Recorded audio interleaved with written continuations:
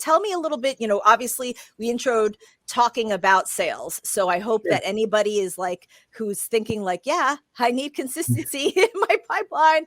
Perk up your ears. Yeah, I think what I'll do is I'll kind of start back in the beginning of my sales career because I mean, like sales is a thing. Everybody is in sales. If you're an entrepreneur, whether you're small Yeah. business, medium-sized business, or big business, like sales is a thing, and everybody has to learn it or at least do it or have a finger in it. Mhm. And so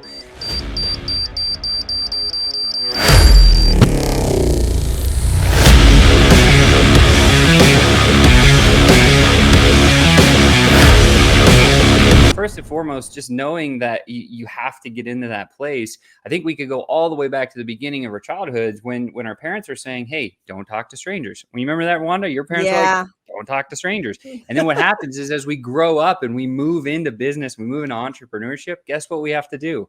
Talk to strangers. So that becomes really, really awkward. And there's all those records that were stored in your mind.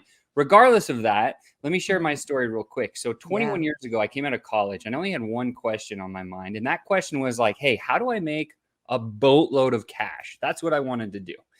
And so I was like, what do I do? I asked the person that I thought was the most, like the person that had most success in my world at the time, because I didn't know very many entrepreneurs, was my dad.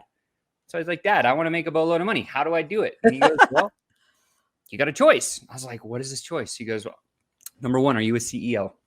And I'm 21 at the time. And I thought to myself, I don't even know what those initials mean. So no, I'm not a CEO, right? Secondly, he says, are you an entertainer? And I go, nope, can't sing or dance. That's not me either. And he goes, well, you better learn sales. And so that was my experience of like how he just said, listen, like if you're going to do the thing, you got to be in sales.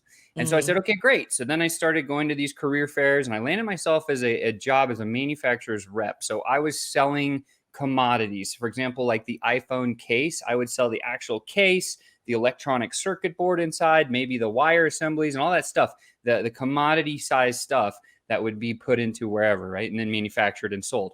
And so when I first started selling, I sucked. I was the worst sales guy ever of all times. And so just which is unimaginable. Right.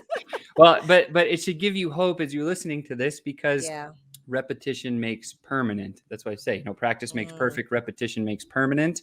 We want to permanently be good at communication, and that's the idea.